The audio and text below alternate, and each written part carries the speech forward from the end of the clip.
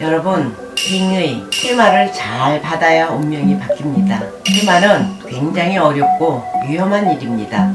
저처럼 오랜 경력과 경험이 없으면 절대 따라하지 마세요.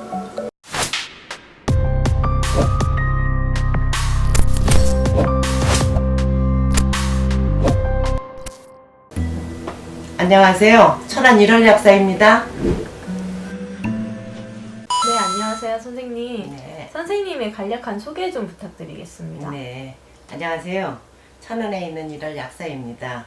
저는 한 30년 정도를 빙의 테마를 전문으로 해왔거든요.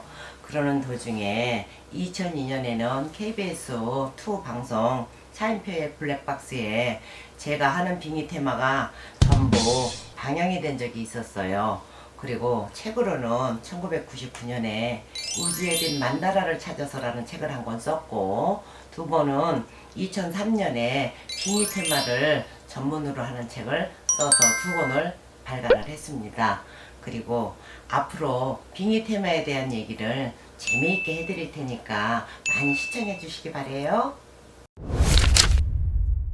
이제 많은 사람들이 빙의라고 하면은 그냥 귀신 씌인 것이라고 하잖아요. 예. 근데 정확하게 빙의가 무엇인지 혹시 설명해 줄 수 있을까요? 그래요. 이제 요즘 사람들이 빙의라는 말을 굉장히 많이 사용을 하는데, 빙의가 과연 무엇이냐. 일단은 사람이 죽어야 빙의가 돼요.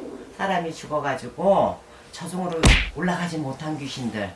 그런데 이제 안 좋게 죽은 귀신이겠죠? 좋게 죽은 사람은 저승으로 빨리 잘 가요. 사고로 죽었거나 억울하게 죽었거나 자다가 죽었거나 좌우지간 좀 그런 억울한 사연이 있는 그런 영혼들이 올라가지 못하고, 그와 같은 파장을 가진 사람들, 비슷한 파장을 가진 사람들한테 몸속으로 들어가는 것이 빙의라고 하면 돼요.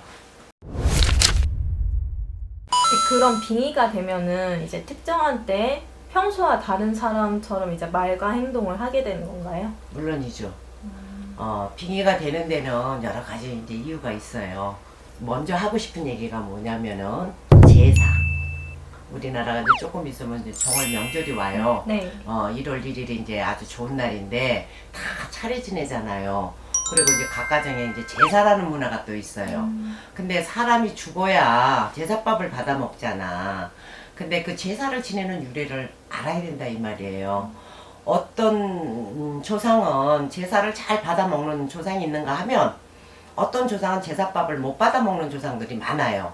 그러면 지금 종교가 참 다양한 종교의 세상이 왔죠. 그러면 제사를 받아 먹을 수 있는 조상은 어떤 조상이야? 불교를 믿는 사람들, 속에 또 좀 종사하시는 분들, 이런 쪽에서 어떠한 생활을 하시는 분들은 제사를 잘 지내는데, 기독교라든가 또는 카톨릭 계통의 다른 종교는 제사를 안 지내요. 그러다 보니까 사람이 죽어가지고 혼이 먹어야 되는 건 뭐냐면 제사밥이 생일밥이에요. 그걸 가지고 1년 양식을 하는 건데, 그걸 안 해주다 보니까 많은 지상에 내려와가지고 많은 사람들한테 빙의가 되는 거예요. 그래서 제사를 꼭 지내야 된다 하는 얘기를 제가 하고 싶어요. 그리고 제사는 언제부터 시작을 했느냐? 고대부터 우리가 신명을 받들면서 복을 빌고자 하는 데에서 제사가 유래가 됐어요. 그때는 자연 숭배, 돌에다 빌고 하늘에다 빌고 큰 강물에 빌고 비는 데에서 시작을 해가지고 제사 의식이 탄생이 됐어요. 그러면서 삼국시대에는 자연에 대해서 제사가 차츰차츰 변해가지고 조상한테 제사를 지내는 것이 거기서부터 정착이 됐습니다.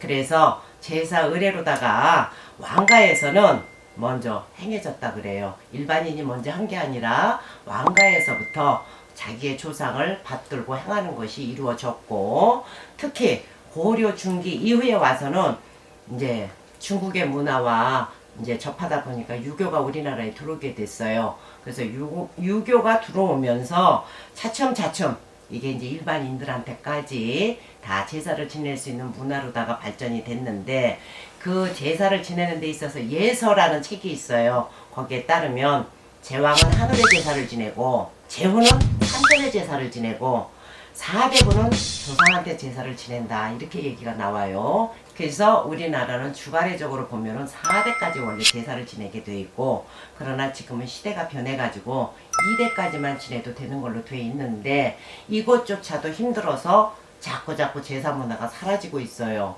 그러다 보니까 명절에도 안 지내는 사람이 어떻게 보면 점점 많아지고 있는 추세인 것이 좀 안타깝다 해서 제가 지금 제사에 대한 얘기를 해드리는 거고, 원래 우리 무속에서는 자연 숭배를 많이 합니다. 원래가 해를 보고 달을 보고 또 뭐 산을 보고 큰 강물을 보고 바다를 보고 이런 데다 기도를 많이 해요. 근데 제사의 유래도 사실은 그렇게 시작이 된 거잖아요. 그래서 옛날에는 큰 나무, 큰 바위 이러한 것을 갖다가 신수라했고, 큰 신의 바위, 신이 깃들어 있는 바위라 이렇게 얘기를 했습니다. 제사를 지낼 때 보통 이제 문을 여는 경우가 많은데 네. 제사를 지낼 때 조상님이 그럼 들어오시는 건가요? 그렇죠. 혼백도 문을 다 닫아놓으면은 어디로 들어와요? 벽을 통과해서 온다는 것도 좀 그렇잖아요. 그러니까 사람으로 살다가 갔기 때문에 사람의 의식으로 오잖아요. 문을 열어놓고 정중하게 그분들을 맞이한다라는 의미에서 문은 열어두셔야 됩니다. 그러면 제사를 지낼 때 이제 제사 음식을 또 이제 바치잖아요. 예. 그때 정말 조상님이 이제 좋아하셨던 음식을 제사 음식이 원래 아닌데도 이제 그러니까 이제 제사라 그러면은 각 가정마다 다 틀리고 각 지방마다 다 틀리고, 제사에는 옳다 그르다를 할 수가 없어요. 다만 제사에 못 올라가는 음식은 있어요. 뭐 빨갛게 고춧가루를 써서 뭐 한 음식이라든가, 또 털이 있다라는 거 있죠. 왜 이렇게 복숭아 같은 거, 키위 같은 거, 이런 거는 껍데기에 털이 있어요.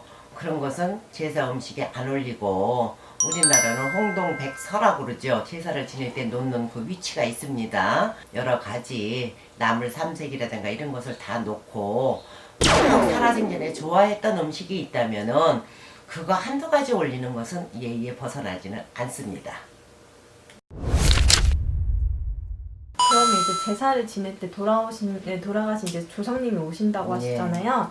그러면은 그때 이제 빙의가 될 가능성도 있나요? 조상이 제사를 받으러 오시는 그 가운데에는 빙의가 될 수가 없어요. 그분을 위해서 차린 상이거든요. 그러니까 정당하게 상을 잘 받으시는 조상님은 절대 자손을 해롭게 하지를 않습니다. 네, 그럼 오늘은 여기까지 하겠습니다. 재미있게 보셨다면 구독, 좋아요 부탁드립니다.